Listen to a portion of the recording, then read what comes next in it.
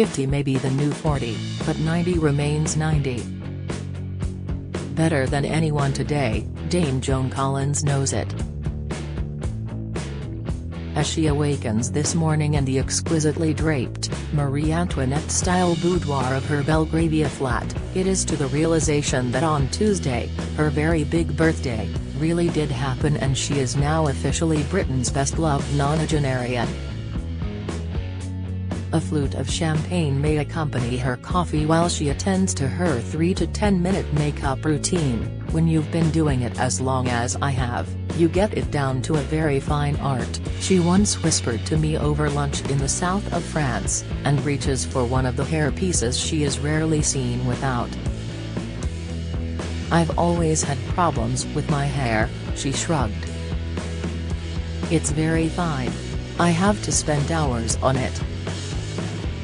Much of the time I can't be bothered, so I plonk on a wig instead. As for aging, why would it faze her? Been there, done that, and got the t-shirt. The entire world knows how old I am, she pointed out 3 decades ago when she hit the big 60, the milestone every woman dreads. So what would be the point in lying about it? Despite the mileage clocked, the triumphs and tragedies sustained, the many marriages and flings survived, and the overcoming of endless fallout both financial and emotional, this indomitable vixen and author of more than 20 novels, memoirs and beauty guides still exudes more energy, flair and determination than most actresses have her age. Haven't you always believed, as I have, that she should have been a much bigger star? In the league of Jane Mansfield, say? Or Kim Novak, Son Phillips or Carol Burnett, all, like her, born between the wars, in 1933. All except Mansfield are alive today. Compare and contrast. Perhaps Joan was just too talented, too beautiful, too darn hot for Hollywood in the late 1950s, early 60s, when sex was left at the bedroom door and when housewives swooned over Doris Day's virginity. Never shy about shedding her clothes, Joan was light years ahead. By the time her spotlight swiveled, it should have been too late. I was supposed to be Britain's answer to Ava Gardner, she has said, of the love of Frank Sinatra's life, who was 11 years her senior and a major movie star when young Joan came breathing down her neck. The critics said I was exotic, smoldering and sexy. They called me a coffee bar Jezebel. When we discussed the movie industry, she was scathing of so-called modern competition. Where are the Ava Gardners, the Liz Taylors and the Marilyn Monroes now? She scoffed. There isn't a female acting in Hollywood today who has an iota of their star quality. As for the men, I've worked with the best. They don't come better than Roger Moore and Tony Curtis. I worked with those guys in The Persuaders, and they are hard to beat.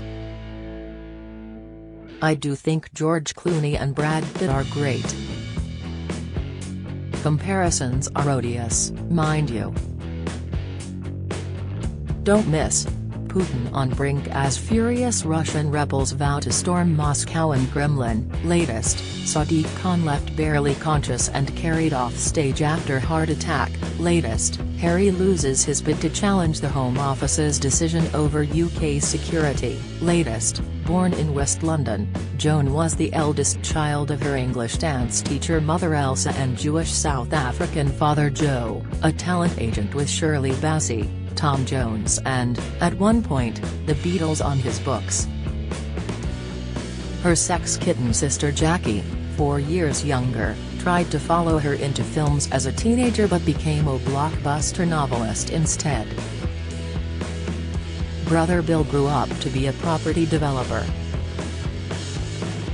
Jackie lost out to cancer aged 77 in 2015, the year Joan was made a Dame for services to charity by the late Queen Elizabeth II. She and Bill, who is now the age at which their sister died, remain close. Fresh out of RADA and married at 18, Joan divorced first husband actor Maxwell Creed after he tried to sell her for £10,000 to an Arab sheikh. She joined the Rank organization, who made her a teenage starlet of a string of forgotten flicks. 20th Century Fox snapped her up in 1955. Most of her pictures for them are history too. There was almost the big one, the prize that would have catapulted her to global fame and celluloid immortality. But the leading lady chosen for 1963's Cleopatra, co-starring Richard Burton and Rex Harrison, was Elizabeth Taylor. Joan's consolation, the biblical epic, Esther and the King, failed to ignite.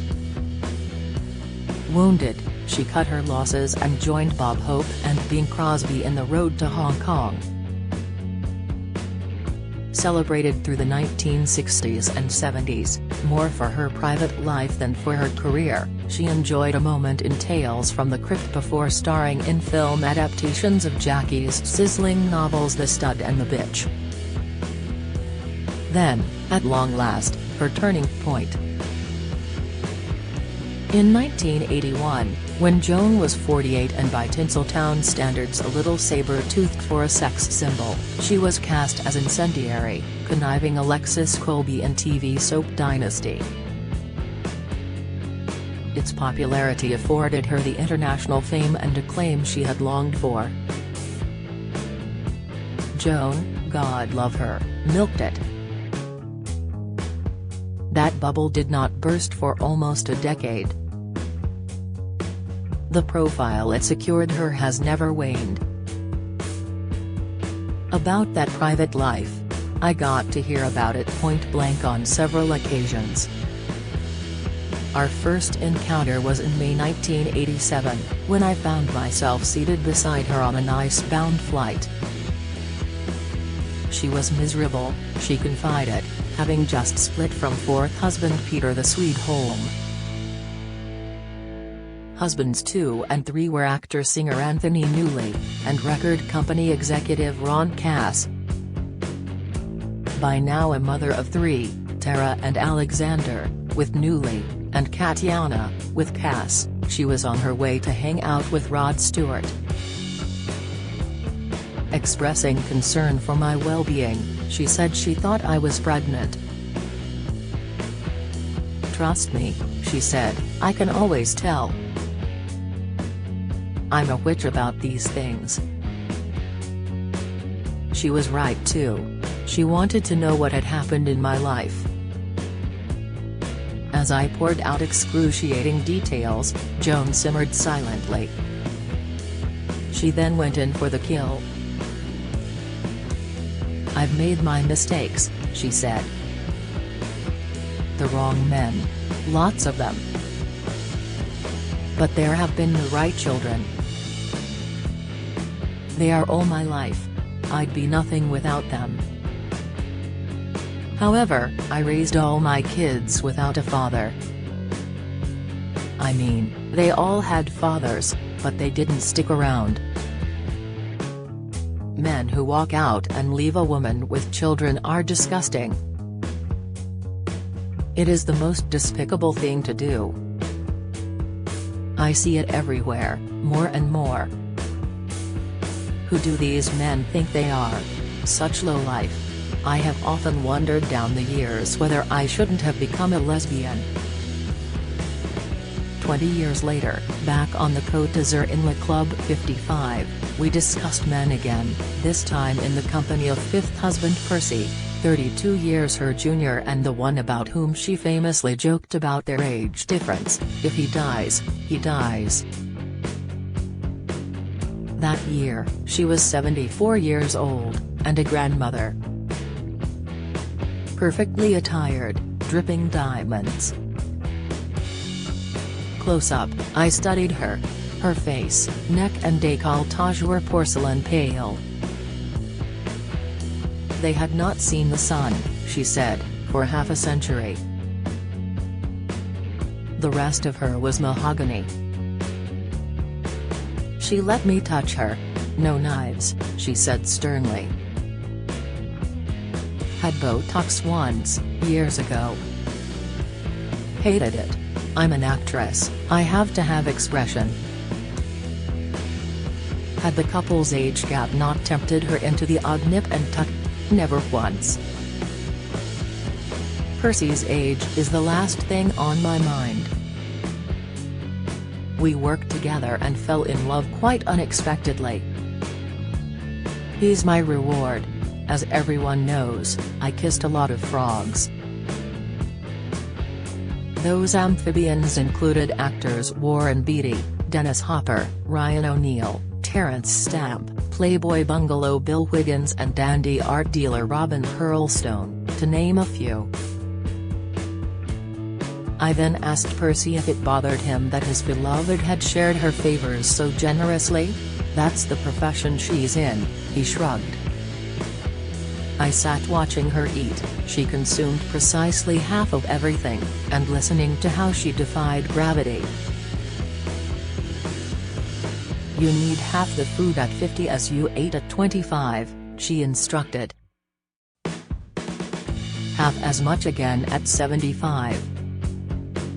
I'm going to live to be 100, and I am telling you, look after your skin. Never leave the house without makeup. Don't diet, just eat less. Never drink tap water. If you need to drop a few pounds to fit into something, eat boiled eggs and broccoli for 3 days. If you must snack, more broccoli. Exercise a little. I hate it, but you have to. What was her secret to survival in the modern world? Do it yourself, whatever it is, she stated. My parents taught me that. They also warned me that life would not be easy, but that I'd just have to get on with it. That is what I have always done. I've lost many dear ones to cancer. Several were diagnosed with it right after they'd been through a terrible shock or had dreadful things happen to them. My advice, for what it's worth, get over it. Whatever it is, don't brood. Be resilient. Never think about what might have been. Play the cards you've been dealt. Any day now could turn out to be your last.